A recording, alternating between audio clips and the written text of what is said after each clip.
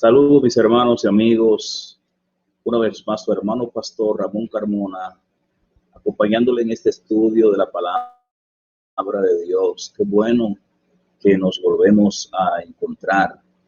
En esta ocasión queremos recordarle que usted nos sintoniza a través de Tómalo Radio y que este espacio se transmite cada domingo de 8 de la mañana a 9 de la mañana y que bueno, estamos tratando un estudio de la palabra de Dios en la serie del libro de Apocalipsis.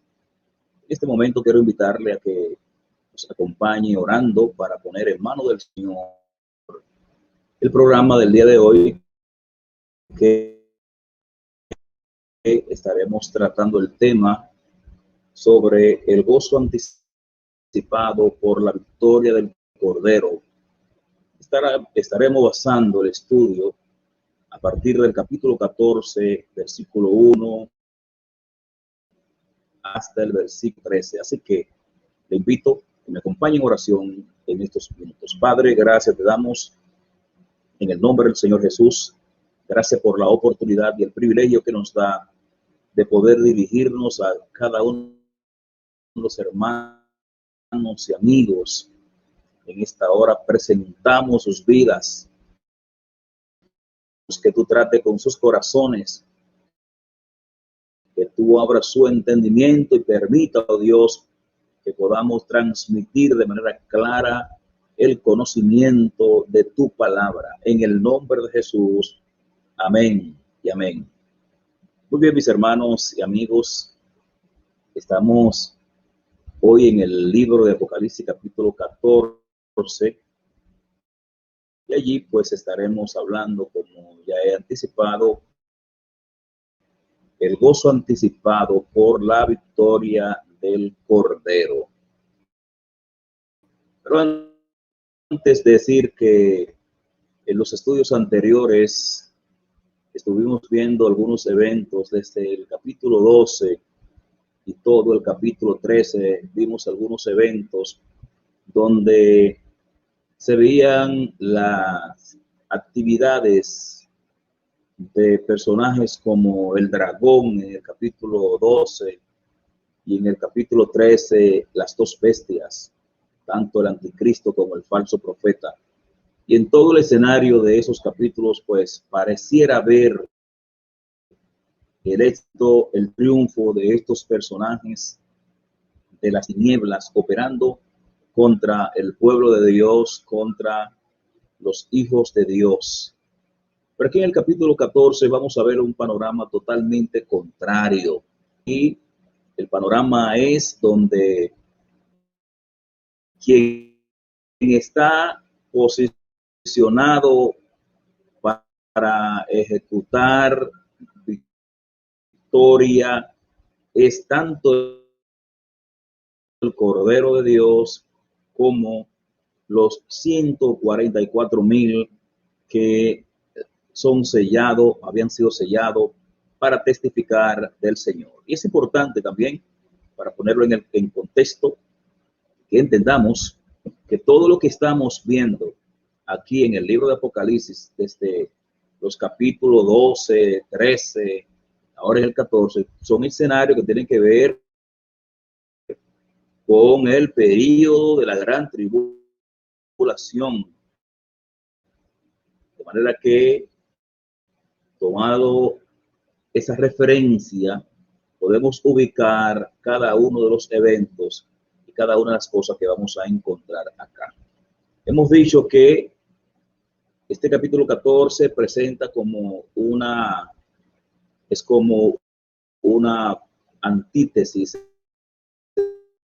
es algo contrario a lo que ocurre en el capítulo 12 y en el capítulo 13.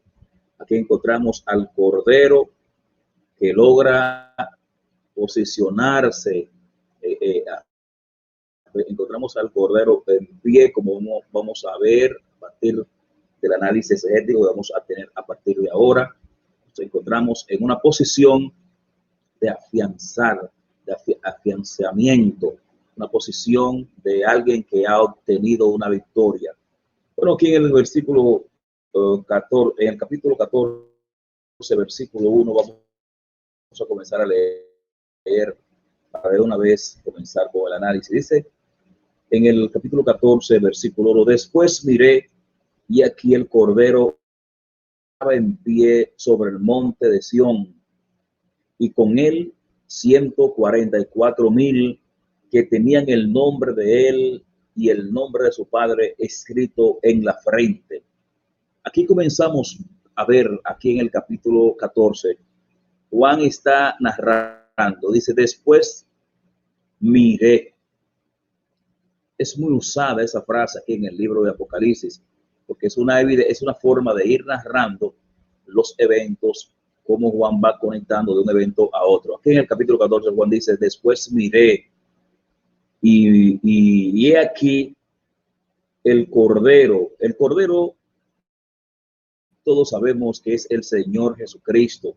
Y Juan lo vio, estaba en pie.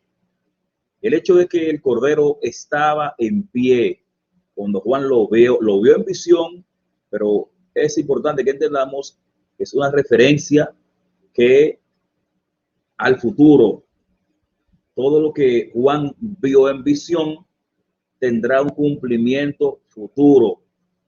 De modo que Juan verá al Señor, lo vio en el pasado en visión, pero es una referencia a algo que va a pasar en el futuro. ¿Cuándo? ¿Dónde? Bueno, ¿cuándo será? Durante el periodo de la gran tribulación al final. Y aquí nos dice el dónde. Dice, el Cordero estaba en pie sobre el monte de Sión. Y reitero que el hecho de que dice que estaba en pie nos habla de una posición de victoria. Alguien, un guerrero en pie, representa victoria, representa triunfo sobre sus enemigos. Por eso cuando el salmista evoca la victoria mesiánica, dice que el Señor pone a sus enemigos por estrado de sus pies, o sea, postrado, pero el que está en pie es el que es el vencedor. De modo que aquí dice que el Cordero estaba en pie. Y luego dice, sobre el monte de Sión. Y con él 144,000. Y da detalle que tenían el nombre de él y el nombre de su padre escrito en su frente. Aquí hay un evento y es que habla del monte de Sión. Él estaba en pie en el monte de Sión. Muchos estudiosos han tratado de espiritualizar acá el tema del monte de Sión y han tratado de decir o explicar que esto se refiere a la Sión celestial, tomando como referencia el libro de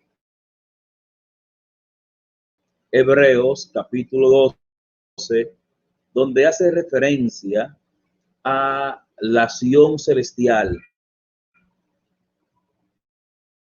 Y también tomando como referencia a Gálatas 4:26.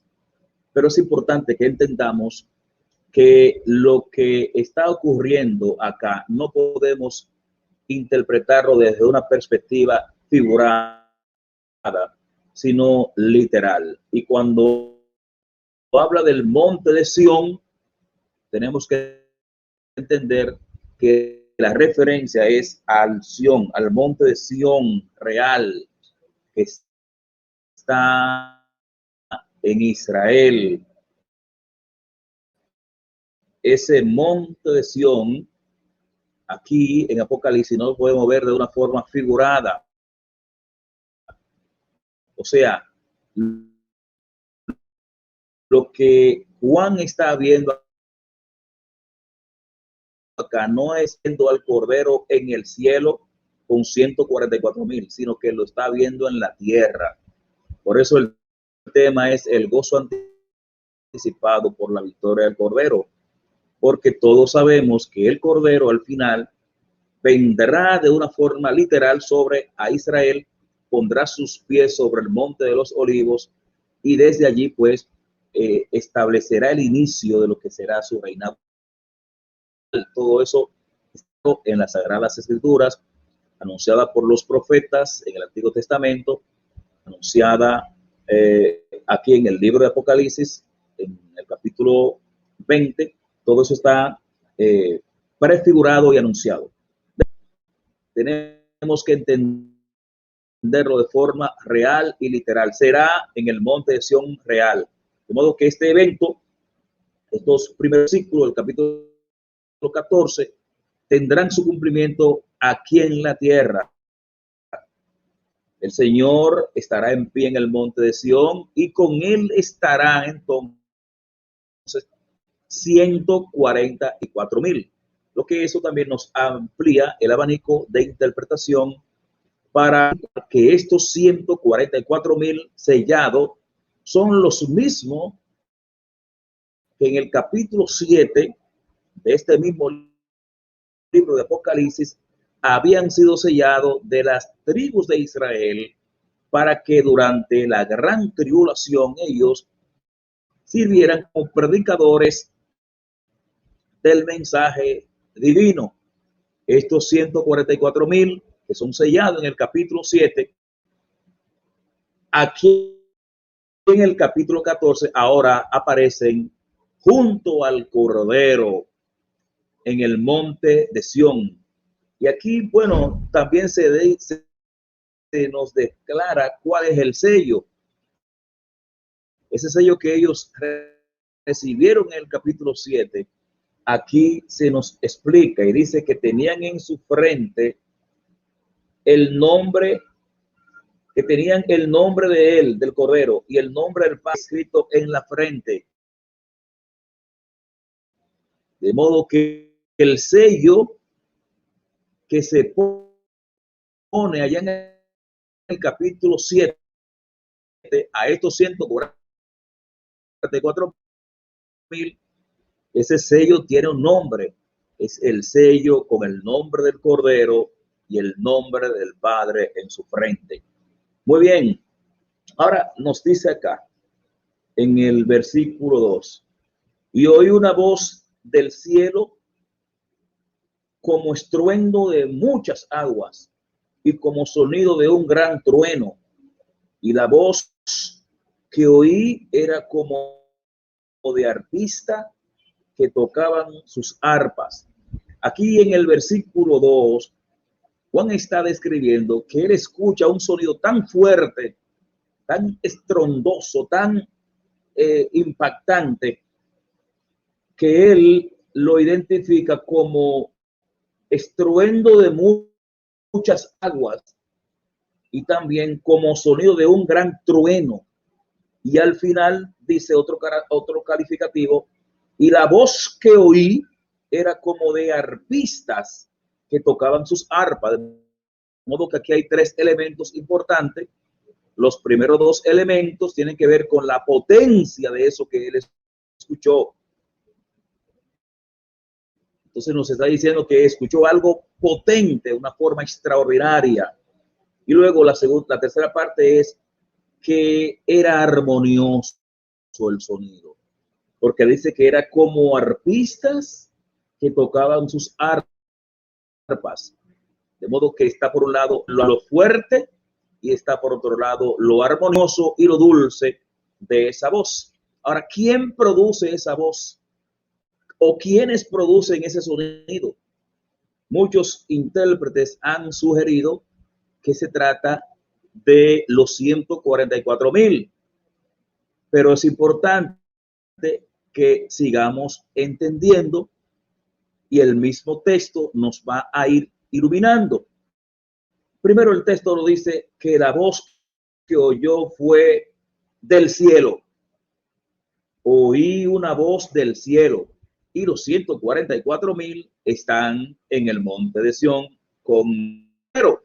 De modo que el sonido, este sonido no lo pueden producir los 144,000, sino que ese sonido lo producen seres angelicales, así como el capítulo 5 de este libro de Apocalipsis, en el versículo 11, encontramos un coro angelical que cantaban un nuevo cántico, capítulo 5, versículo 11, dice, y miré y oí una voz de muchos ángeles alrededor del trono y de los seres vivientes y de los ancianos, y su número era millones de millones, que decían a gran voz, el cordero que fue inmolado es digno de tomar poder. O sea, en el capítulo 5, verso 11, en adelante encontramos a millones de ángeles que cantan este cántico al cordero y que le adoran.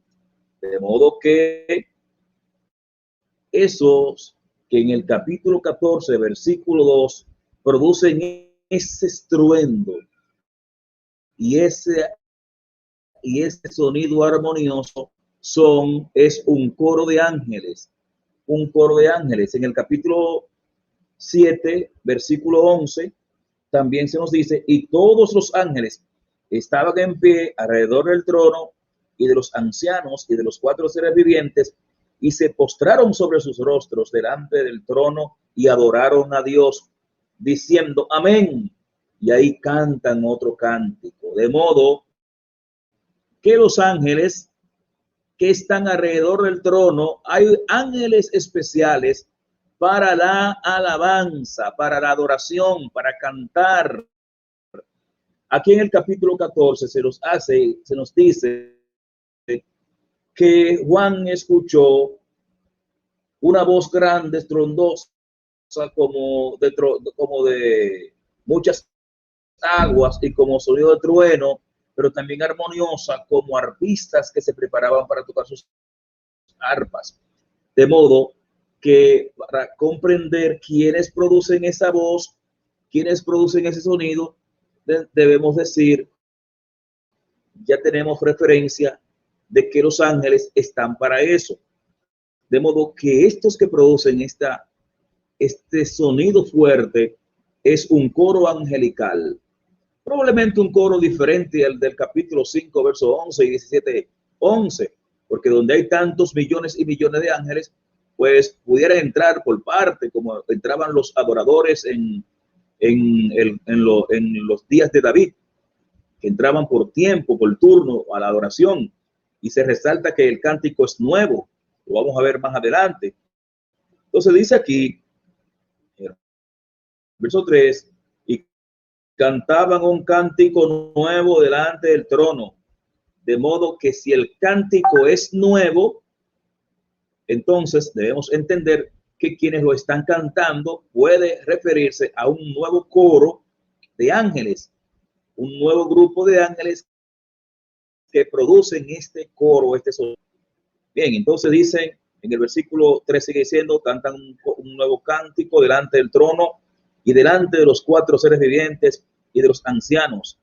Y nadie podía aprender el cántico sino aquellos 144,000 que fueron redimidos de entre los de la tierra. Por eso es que muchos se confunden y piensan que el cántico y el sonido lo producen los 144,000, porque aquí se dice que solamente ellos podían entenderlo, pero no nos da razón exegética para forzar y decir que este coro es cantado por los 144,000. Primero porque ellos están en la tierra y es imposible que estando en el monte de Sión con el Cordero, entonces estén cantando un cántico en el cielo. Eso es lo primero. Lo segundo es que el mismo texto dice que el cántico procede del cielo. El hecho de que ellos solo sean los que lo interpreten no es una licencia para decir que son ellos quienes lo cantan. Además, el texto bíblico no dice que ellos son los que lo cantan. Además, el énfasis que pone el texto al decir que era fuerte como el estruendo de muchas aguas y como de trueno, entonces plantea la posibilidad de que eso no pueda venir de personas, mucho menos de 144,000 personas, sino que debe venir de ángeles que están delante del trono del Señor. Luego dice acá que ninguno podía aprender el cántico, sino aquellos 144,000 que fueron redimidos de entre los de la tierra. O sea, el cántico que se canta desde el cielo solamente, o sea, cuando dice ninguno podía entenderlo, obviamente es una referencia a los que están en la tierra.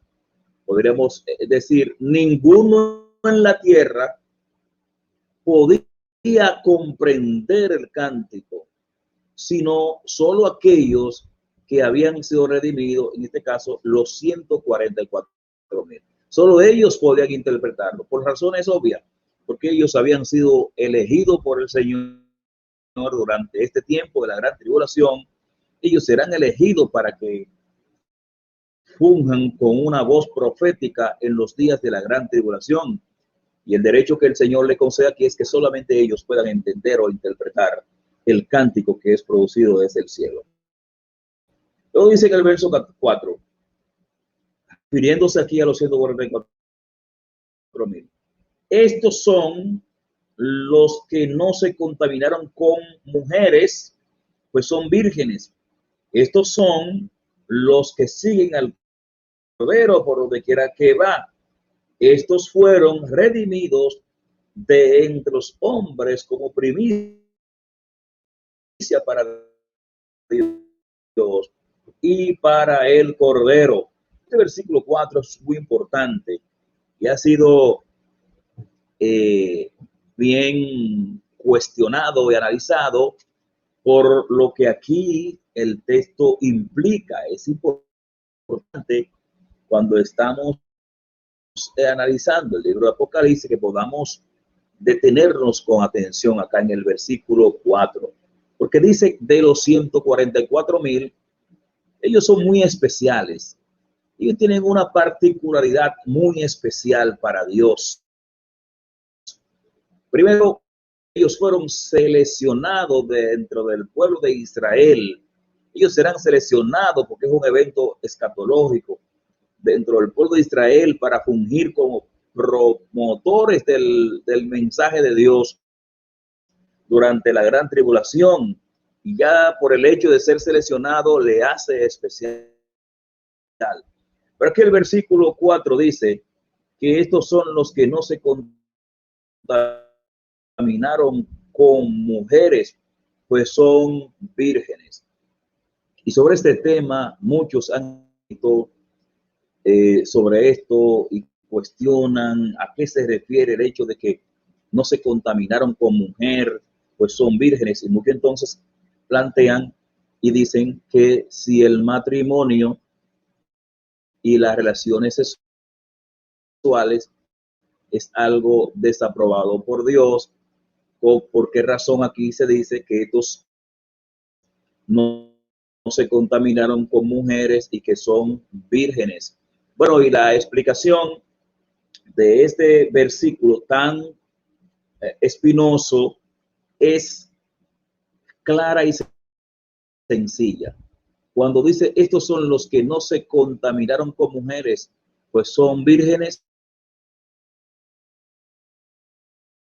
no se está refiriendo a que el matrimonio sea impuro, ni que las relaciones sexuales dentro del matrimonio sean impuras. No, al contrario.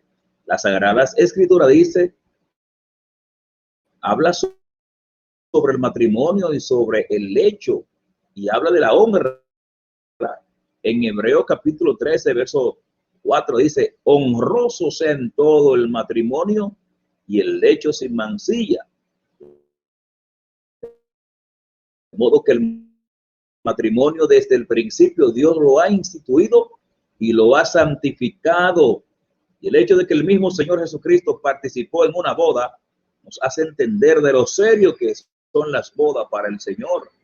Además de todo ello, se presenta la unión de la iglesia con su Señor, con su esposo, como una boda. Y la Biblia habla de las bodas del Cordero, de modo que el matrimonio es tan sagrado como la vida misma, como la espiritualidad misma. Ahora, el hecho de que dice aquí el texto, estos no se contaminaron con mujeres, no se refiere al acto sexual ni al matrimonio en sí, sino que el énfasis que aquí se quiere poner es que estos se consagraron de una forma tan exclusiva para Dios que no osaron por tomar mujeres.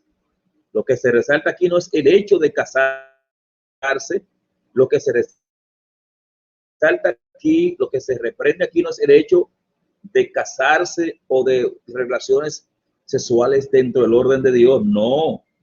Lo que aquí se resalta es que ellos prefirieron, que ellos por la dedicación al oficio y al ministerio tan sacro que iban a desarrollar en un tiempo tan crucial, donde la maldad es tan abundante en la tierra, donde la necesidad espiritual de consagrarse a Dios es tan seria, que ellos no se contaminaron con mujer.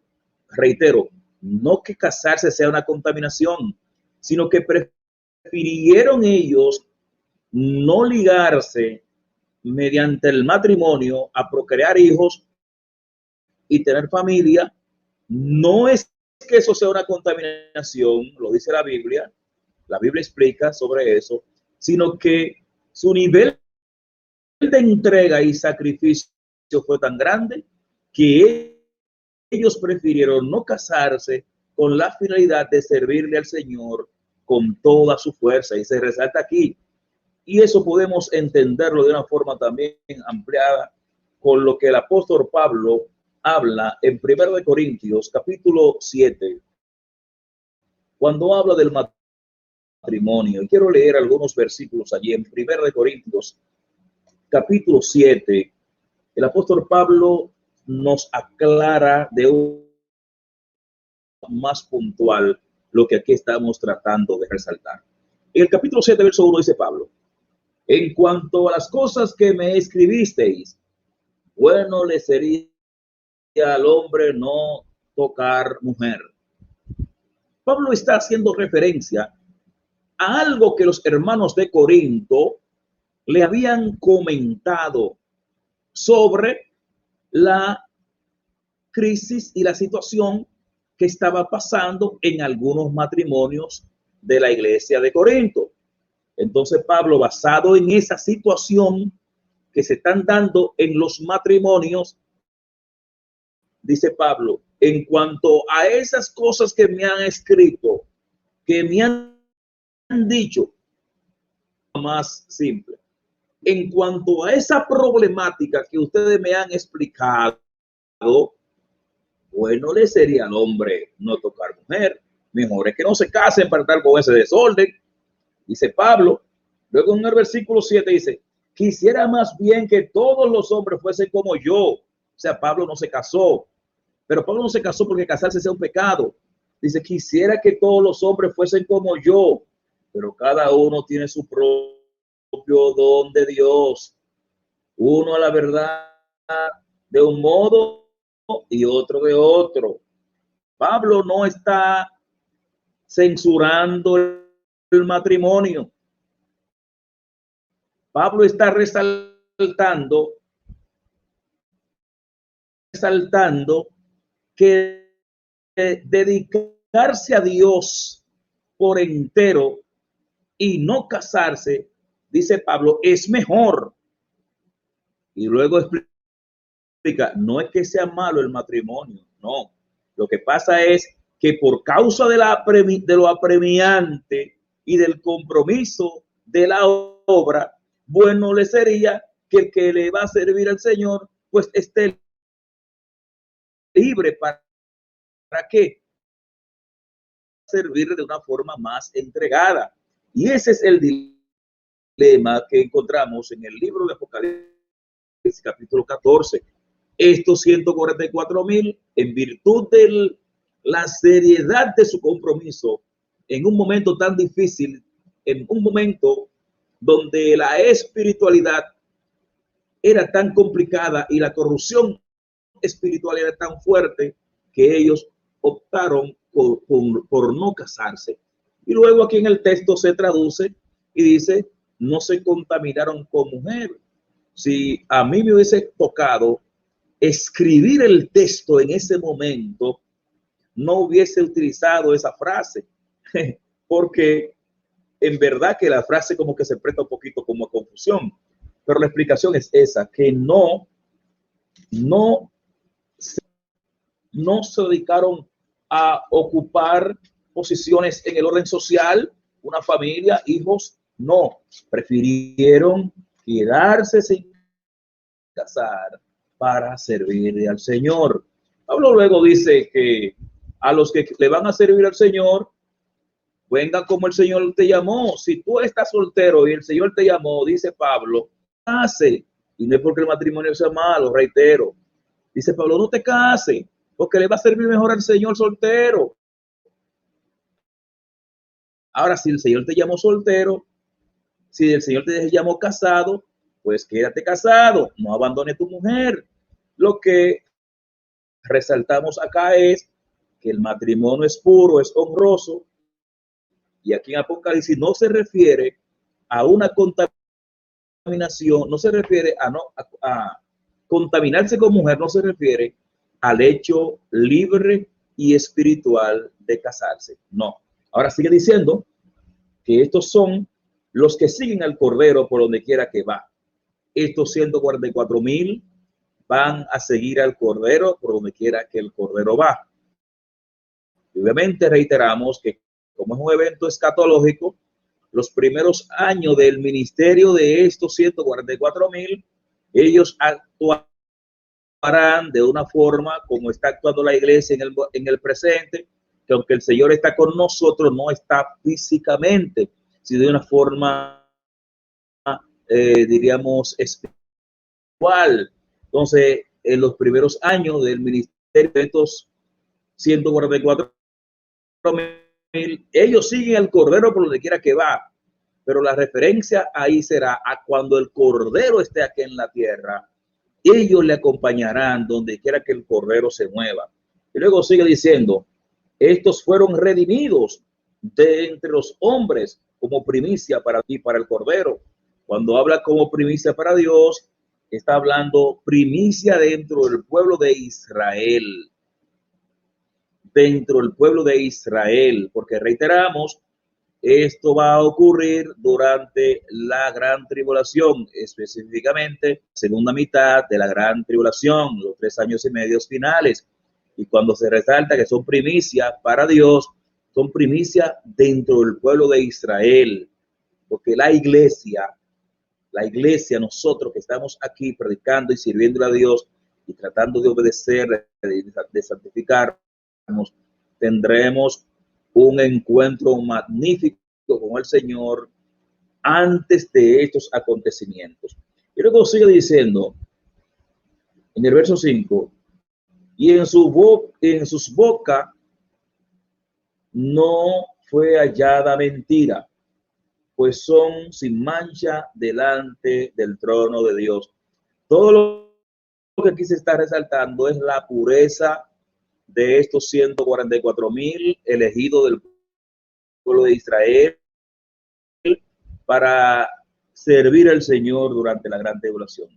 En sus bocas no se halló mentira, fueron personas íntegras, fueron personas que no se dieron a la mentira, al engaño, fueron personas que se consagraron para el Señor, o se consagrarán porque es escatológico, reitero. Versículo 6, entra aquí en el versículo 6, algo interesante, dice, aquí ahora aparecen el mensaje de 3 ángeles y dice el 6, y vi volar por el medio del cielo a otro ángel que tenía el evangelio eterno para predicarlo a los moradores de la tierra, a toda nación, tribu, lengua y pueblo. Aquí Juan está viendo 3 ángeles, uno de ellos lo ve volar en el cielo con el evangelio eterno para predicarlo a los moradores de la tierra. Y todo esto va a ocurrir durante la gran tribulación. Recuerden ustedes que en el capítulo 13, el evento que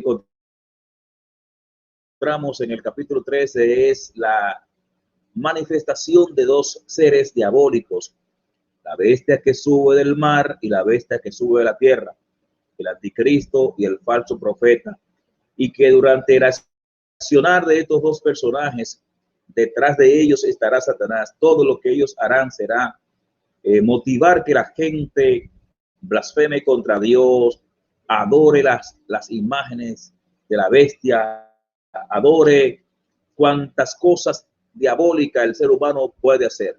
De modo que en medio de un contexto donde la humanidad está siendo ministrada, instigada, persuadida por Satanás y por sus emisarios hacia el pecado, hacia la maldad, en medio de esa humanidad cargada de tensiones espirituales, Dios abrirá una brecha de oportunidad y le va a enviar un ángel para que pregone y predique el evangelio eterno.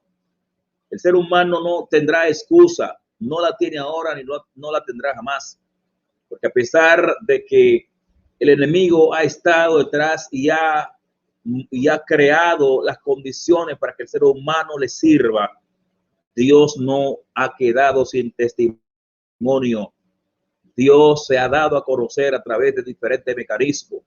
Y aún aquí durante la gran tribulación, el Señor enviará un ángel con el evangelio eterno acá, el evangelio eterno, y será proclamado. Y se ve volar a otro ángel en medio, se le tenía el evangelio eterno para predicarlo a los moradores de la tierra. Y da un detalle cuando dice a los moradores de la tierra, luego amplía el detalle. Aquí vemos entonces un evento que se amplía la información. En teología le llaman epicesis. Es como una exégesis ampliada. Entonces dice aquí a los moradores de la tierra, naciones, tribu, lengua y pueblo. Y el mensaje contiene lo siguiente: diciendo a gran voz, el mensaje de este ángel dirá a gran voz: temed a Dios y dadle gloria, porque la hora de su juicio ha llegado, y adorad a aquel que hizo el cielo y la tierra, el mar y las fuentes de las aguas. Entonces, este mensaje es claro y es importante, porque mientras Satanás, la bestia y el falso profeta, la Trinidad satánica, están motivando a que la gente le adore y blasfeme contra Dios, Dios entonces, de una forma milagrosa y de una forma misericordiosa, envía un ángel que predica desde los cielos con voz estrondosa, y lo escuchan todos los moradores de la tierra, en toda lengua, en toda tribu, en toda nación, en el rincón más escondido del planeta, se escuchará la voz de este ángel. Gloria a Dios. En el dialecto más confuso, en el idioma más complicado de la tierra, se escuchará la voz del ángel proclamar el evangelio eterno, cuyo mensaje será: teman a Dios, porque el hombre no ha querido temerle a Dios. Denle gloria, porque el hombre ha querido darle gloria a Dios. Y luego se le recuerda: porque la hora de su juicio ha llegado, y adoren a aquel que hizo el cielo y la tierra, el de las aguas.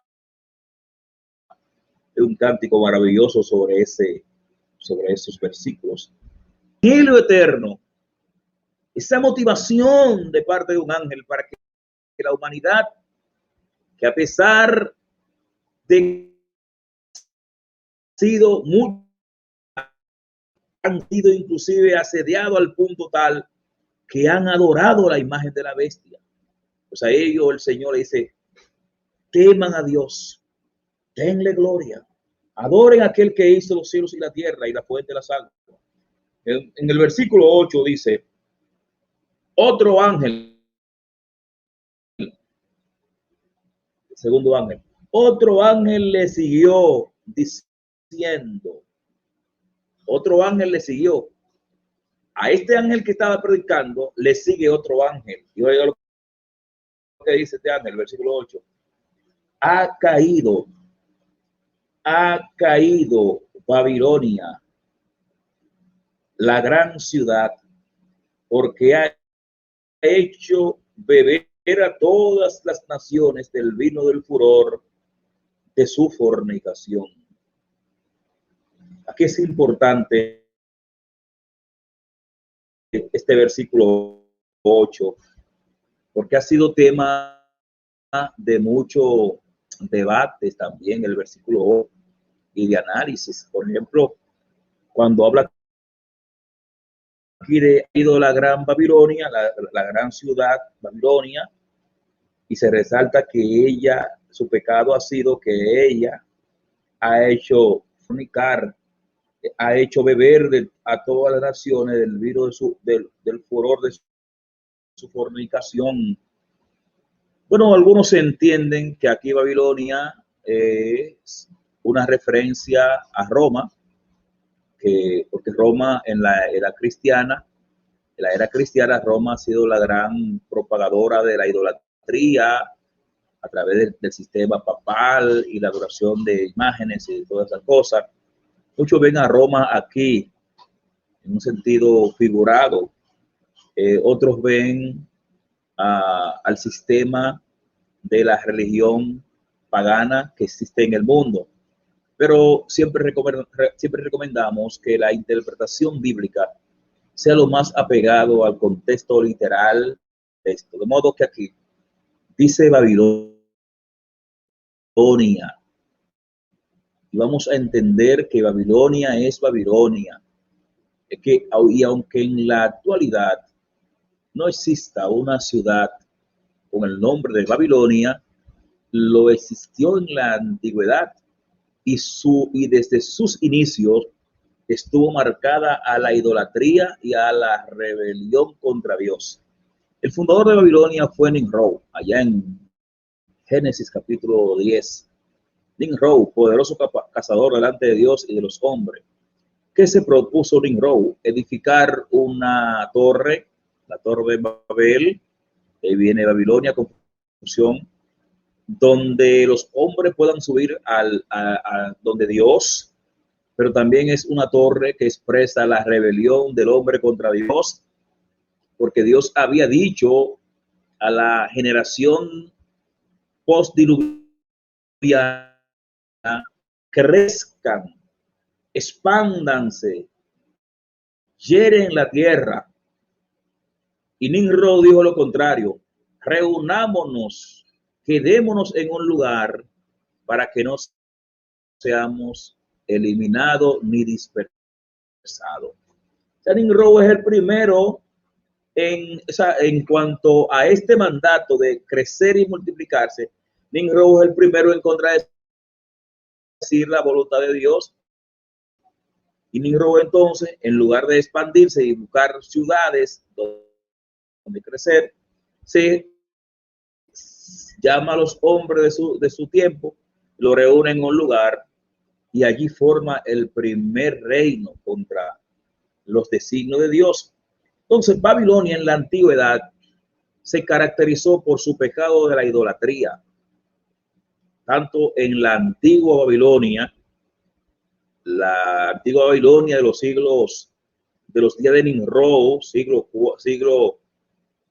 siglo 40 antes de Cristo, pero también la Babilonia de los días de Hammurabi, siglo 20 antes de Cristo, la Babilonia de los días de Abraham, siglo XIX antes de Cristo.